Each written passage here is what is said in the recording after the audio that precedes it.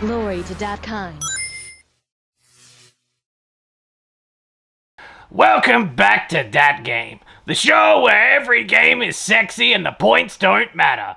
I'm Terry, the Trash Panda, and today I'll be reviewing Princess Peach's Wet Fucking Peach. Yeah, that's right, we're zooming in on her wet snatch, getting right in there with a 4K lens. Yeah, fuck it, when Shades isn't here, we play dirty. Oh, speaking of Shades, you're probably wondering where he is right now. Ooh, I'm Sheds. Ooh, just pick something, you moron. I can't fucking see. I'm Sheds. For the record, I hate this bit. Now you're probs wondering, Terry, why would we review a game as tame as Princess Peach? Well, my dudes, there's a lot of sexiness hidden in the walls of this game. Plus, I can also use this review as an excuse to talk about the OG of Princess Peach games, Peach's Untold Tale. A flash game that made my desk stickier than a pile of sticks stuck together with sticky stick glue. Princess Peach is very tame when you look at the many characters of the Mario series. I mean, look at her with a nice iron dress all pressed by her mushroom slaves.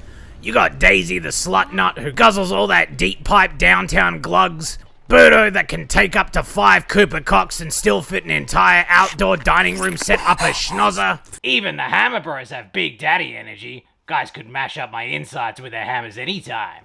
One time she was given the spotlight by Nintendo in 2005, Super Princess Peach, a game where her PMS controls her powers. Yeah, being on the rags controls her happy, sad, and even mad. Nintendo out here making a game about periods, and we still haven't got the proper Waluigi game where he checks your prostate. Fucking crime, I tell ya. But you know what even is a worse crime? The fact that no one is talking about Peach's Untold Tale. With multiple characters besides basic bitch Peach, you get an overarching story and free roam of the castle so you can fill every hole. I love the idea that it's just a simple flash game that evolved into one of the biggest fuck games I've ever downloaded on a library computer. Anyway. It wasn't until later down the track where we would once again get to control the princess and take her on another solo outing in Princess Peach Showtime, a Nintendo Switch game that shows us that yes, women can do it too. I kid, but seriously, to all the people behind the female Ghostbusters reboot, go fuck yourself. But how cool's that? An all-new game for the Nintendo Snatch where you get to play as Princess Peach, dress up the Mushroom Mound with fancy costumes, and use our pause features to check out her features. Not since the Smash Pause screen have I been this excited. So the game boots up with Princess Peach heading to some sort of theater with these light bulb fucks.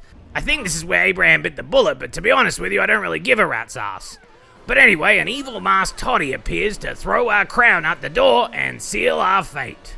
It's then we're introduced to this little star sprite called Stella, who must rescue the light bulb fucks, get into the plays, and save the day. I'd hit that so damn hard it'd make your head spin. Speaking of spinning, part of what Peach can do is this sort of spin that gives people back their sparkle. Fuck, Nintendo really loves everything to be so cutesy and shit, huh? She has basic controls besides her spin. Just run around and jump. That is until we get her first power. Stepping into our first theater performance, we're thrust into the role of a musketeer.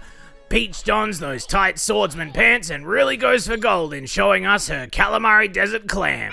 It's here we're given a dodge button, as well as a deck-sensitive moment button that can help throughout the level. Here, Peach uses a sword play to make sushi out of those thorns. Why not just grapple them with that juicy body and let the internet have their way with the fan art? Speaking of...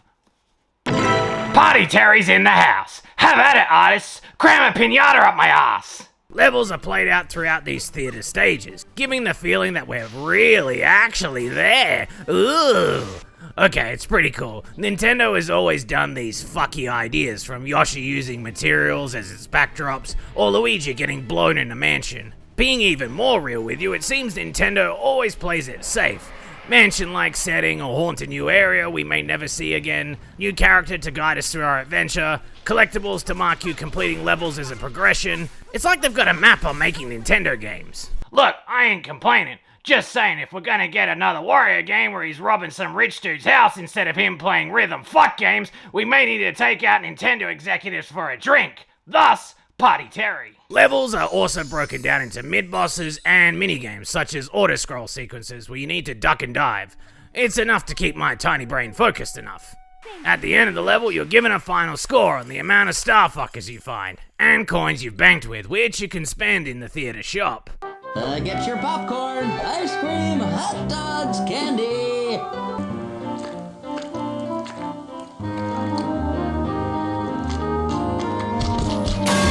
It's here you can get new styles for your Peach dress and even dress up Stella.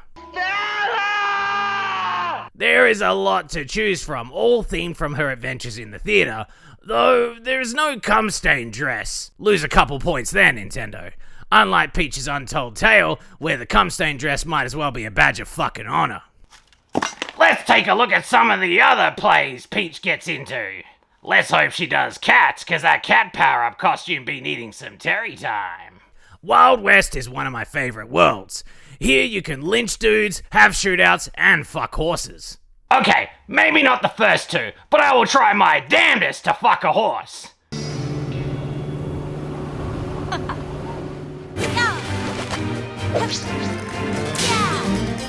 Howdy there. Hot dang, Nintendo! What the hell are you doing to me? You can tell the Nintendo executives knew exactly what they were approving.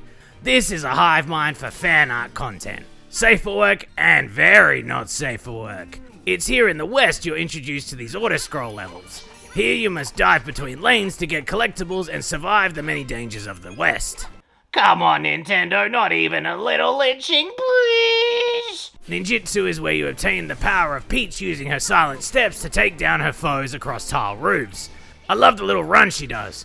Each transformation isn't just a costume, but a full persona change.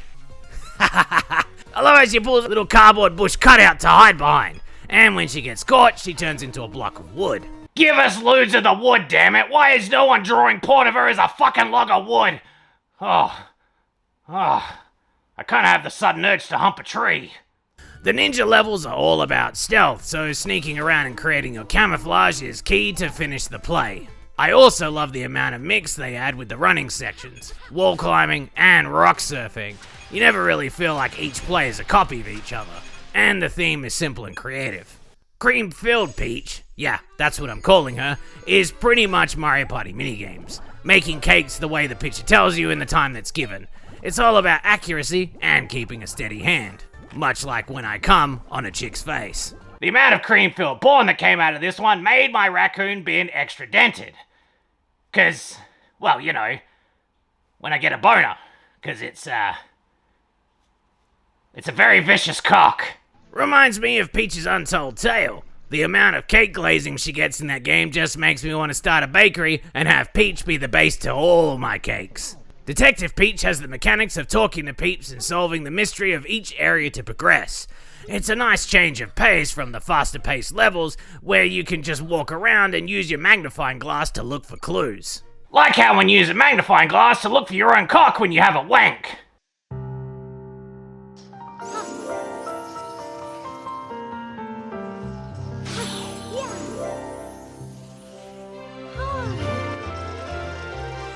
God damn, hold that pose! It's a clear hole to the goal! Figure skating Peach is adorable, and you won't hear that fucking shit from my mouth too often. But she is. The way she tackles enemies by dancing with them and leading the light bulb fucks around just adds to the magic of the game. Easy.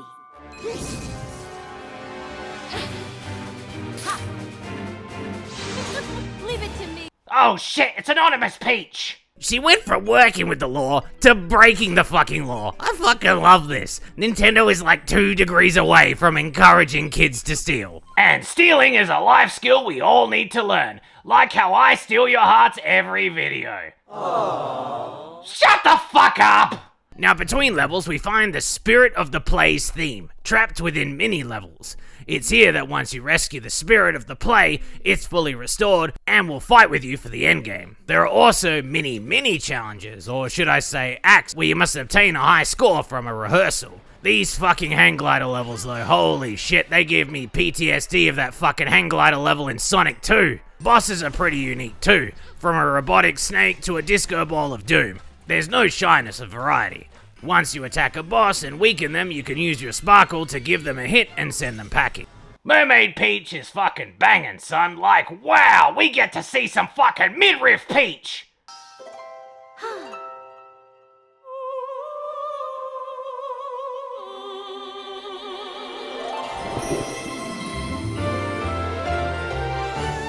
Look at this plate we can eat from. That's some premium dinner set right there, boys. And it's just enough on her top to make me want to pause and get a hell of a closer look at the TV to see if we can see some underboob. My eyes are fucking burning, but it's worth it!